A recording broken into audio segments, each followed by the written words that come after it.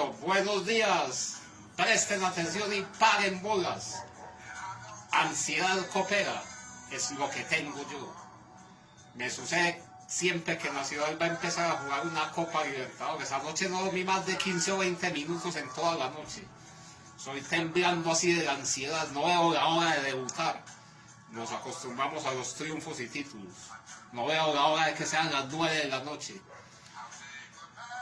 En vista de que ayer fue un rotundo éxito la cuestión de la asamblea, lo que grabamos en vivo, lo que explicamos, lo que hablamos, lo que hablaron allá, es el momento propicio, oportuno y pertinente para que expliquemos todo esto, porque van a entender de inmediato. Ok, de manera que empecemos. Vamos a hablar de lo que son las mayorías especiales que no son reforma estatutaria. Ok, y empezaremos con la belleza de artículo 155. Esta materia es una belleza. El artículo 155 consta de 2 incisos. El derecho se aprende estudiando y se ejerce pensando. Vamos a pensar. Van ustedes a entender cómo el artículo 155 fue diseñado a partir de la controversia y del desacuerdo. Empecemos. El artículo 155 reza lo siguiente, y fue modificado por la ley 222 de 1995 en su artículo 240. Dice lo siguiente: mayoría para la distribución de utilidades, salvo que en los estatutos se fijase una mayoría decisoria superior. La distribución de utilidades la aprobará una asamblea o junta de socios con el voto favorable de un número plural de socios. ¿Qué significa plural? Que no puede ser uno solo, mínimo tienen que ser 2. Ok, plural de socios que represente no menos del 78% de las acciones, cuotas o partes de interés representadas, es lo que vamos a diferenciar, representadas en la reunión. Ese es el primer inciso. Listo.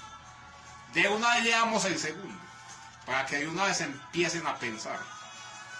Cuando no se obtenga la mayoría prevista en el inciso anterior, deberá distribuirse por lo menos el 50% de las utilidades líquidas o del saldo de las mismas, si tuviera que enjugarse pérdidas de ejercicios anteriores.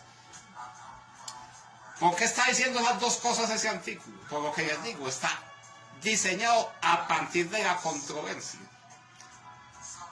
del desacuerdo entre esos socios que tienen que decidir y aprobar con no menos del 78% esa distribución de utilidades.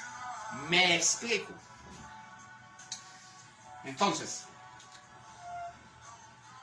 tenemos dos cosas, ¿sí? Vamos a hacer una comparación entre lo que es una sociedad comercial y lo que es, por ejemplo, esta PH, lo que vimos ayer, ¿sí? Entonces, ya les he dicho que aquí son 202 apartamentos. Supongamos que solo son 100 exactos. Entonces, ¿cuál va a ser la característica de esta PH o de cualquier otra? Bueno, sencillo. Son 100 apartamentos. Cada uno de nosotros posee un apartamento, o sea que cada uno de nosotros posee el 1%. Ok, el 1%. Los que tienen, conozco algunas personas que tienen 2 apartamentos. El que tenga 2 apartamentos tiene entonces el 2%. ¿Sí? Como quien dice, todos tenemos un apartamento, el 1% derecho a un voto. Los poquitos que tengan 2 apartamentos tienen el 2% derecho a 2 votos. Listo, eso me lo entiendo. Entonces, en ese caso que estamos ahí planteando, cuando digamos que el 78% de esos 100 apartamentos o propietarios o socios o votos el 78% van a ser 78 votos. Este ejemplo, este caso, el de la PH, viene a ser igual que cuando decimos en sociedades. El 78% de las acciones suscritas. Sí. O sea que son 78 votos y son 100 acciones suscritas. O en el caso de aquí son 100 apartamentos. 78% serían 78 votos. Ahora vengámonos para lo que es una sociedad comercial. Ya ahí mismo ustedes captan en su cabeza que no va a ser igual que aquí. No va a ser. Va a ser prácticamente imposible que en una sociedad con 100 socios cada uno tenga el 1%. Eso va a ser imposible. Ya entienden la gran diferencia. Es lo que se presenta aquí. Con ese ejemplo lo entendemos claro. En la propiedad horizontal. 100 apartamentos, 100 dueños, cada uno tenemos el 1%. Eso les queda muy claro. En la sociedad ya no va a ser así. Ustedes ahí mismo lo evidencian. En la sociedad que tenga 100 socios, bueno, todos van a tener distintos porcentajes de participación. Algunos tendrán un 5%, otros un 8%, otros un 3%, otro montón de socios tendrán un reguero, el 1%, el 2%, ¿sí? Es lo que va a pasar en la sociedad. Entonces, ¿qué es lo que pasa ahí? Ya aquí es donde se habla de acciones representadas. Que entonces, el ejemplo que dimos, bueno, hagamos un repaso. ¿Qué es mayoría absoluta? Es la mitad más algo. No es necesario, o sea, matemáticamente es la mitad más algo.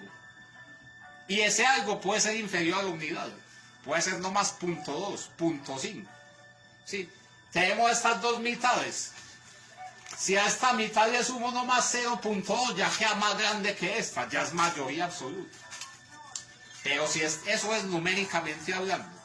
Si estamos hablando de personas, de cabezas, ya ahí sí hay que hablar de la unidad completa. Ya ahí sí no sería la mitad más algo, sino la mitad más uno, obligatoriamente. Entonces, cuando se habla de mayoría absoluta, listo, si son 100 personas, la mitad más uno, 51 votos, con eso se aprueba esa decisión. Una decisión que sea de carácter ordinario, normal, ¿sí? O las decisiones que se toman aquí, ¿sí? 100 apartamentos, 100 votos, 100 propietarios, mayoría absoluta, se necesitan 51 votos. Listo. Eso lo entiendo. Cuando se está hablando de acciones representadas, entonces hay que hacer este procedimiento. Bueno, son 100 acciones. Estamos hablando del 78% de las acciones representadas. Entonces a esas 100 acciones, primeramente se le toma la mitad más uno, o sea, 51 acciones. Y ya esas 51 acciones, si se le aplica el 38% con la calculadora, va a dar 39 acciones. Ok. Entonces, ¿cuál es? O sea, ¿por qué se da esa diferencia? ¿Sí? Acciones suscritas, acciones representadas. Ya planteamos un ejemplo en que, bueno, no somos sino 5 socios, A, B, C, D y Eider. Todos poseemos de a un 20% de participación. Y les dije, el socio A, B y C le entregan poder a un abogado para que lo represente en la asamblea. Entonces ya en esa asamblea solo va a estar ese abogado que representa A, B y C. Estará el socio E y estaré yo. Hombre, vamos a hacer esto y esto. Entonces ese abogado que representa A, B y C dice que sí. D y yo decimos que no. ¿Qué decisión se toma? La que diga yo, porque está representando a B y C. Está representando al 60%, frente a nosotros dos que somos nomás el 40%. Eso en su cabeza queda muy claro. Solo 5 socios, 20% cada uno. Pero ahora llevemos eso a este escenario. 100 socios, como les digo, el uno puede tener el 5%, el otro el 8%, el otro el 3%, otro es un reguero, 1%, 2%. ¿Sí? En el momento en que lleguen 5 socios que cada uno posea el 3%, y le entreguen poder a un abogado amigo de ellos. Bueno, represéntanos a nosotros 5. Ya ese abogado va a representar un 15%. Si llegan pendejamente este señor que tiene el 5% y otro socio que tenga el 5%, hermano, represéntenos a nosotros también. Ya ese abogado va a quedar representando ahí pendejamente un 25%. No más en cabeza de 7 socios. Los otros 93 están representando o poseen el 75% restante. Pero va a ser muy discriminado. 1%, 2%, ta. Entonces ya ustedes entienden que ese abogado que quedó con un 25% de representación ya va a tener mucho poder decisorio en esa asamblea. ¿Sí me comprenden? Entonces, esa es la diferencia entre acciones suscritas y acciones representadas. Apréndanselo así. El ejemplo de la PH. ¿Sí? 100 apartamentos, pero todos tenemos nomás un 1% de derecho a un voto. Los poquitos que tienen 2 apartamentos tienen un 2% de derecho a 2 votos. Eso es lo que equivale en sociedades a decir, bueno, 78% de las acciones suscritas. Son 100 acciones, 100 socios, 100 votos. Entonces son 78 votos para aprobar esa decisión. Cuando se presente, porque en sociedad va a haber ambos casos. En alguna decisión te van a decir se aprueba con el tanto por ciento de las acciones suscritas. Y en otras te van a decir que es con el tanto por ciento de las acciones representadas, como aquí. Entonces ya caen en cuenta ustedes por qué. Cuando se habla de acciones representadas, es por lo que estamos diciendo. Un solo apoderado puede estar representando a varios socios. Y lo que les digo, entonces, en ese ejemplito que manejamos, que ese solo abogado entra ahí pendejamente quedó representando un 25% del patrimonio de esta sociedad y son solo 7 socios. Como les dije, 5 que tienen cada uno el 3%, 15%. Y a otros 2 que cada uno tiene el 5%. A 7 socios que representa ese abogado, ese apoderado, les está representando el 25%. Ya empieza a tener poder decisorio. Como les digo, los otros 93 socios tienen discriminado el otro 75%. Pero muy discriminado. El uno tiene el 1, el otro el 2%, un reguero. Entonces ya ustedes captan que ya un solo man que está apoderado por 7 socios está representando un 25%. Esa es la esencia de esta cuestión. Es la diferencia. Y ya ustedes la captan.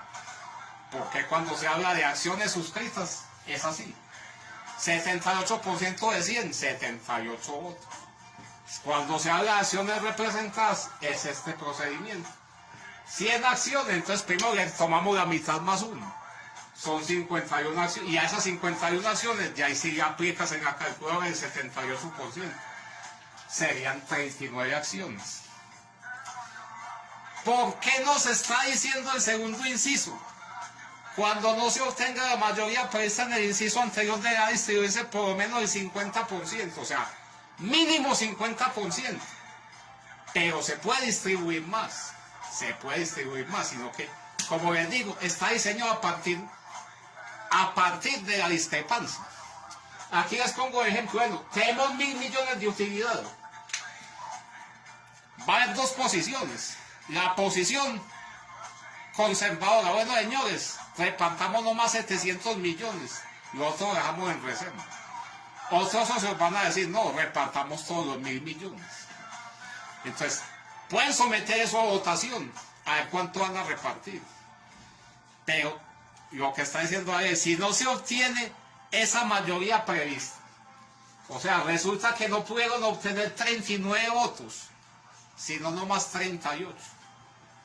38 votaron porque distribuyamos 1.000 millones. Después volvemos a votar a quienes dicen que distribuyamos 700 millones. Hombre, 22 votos.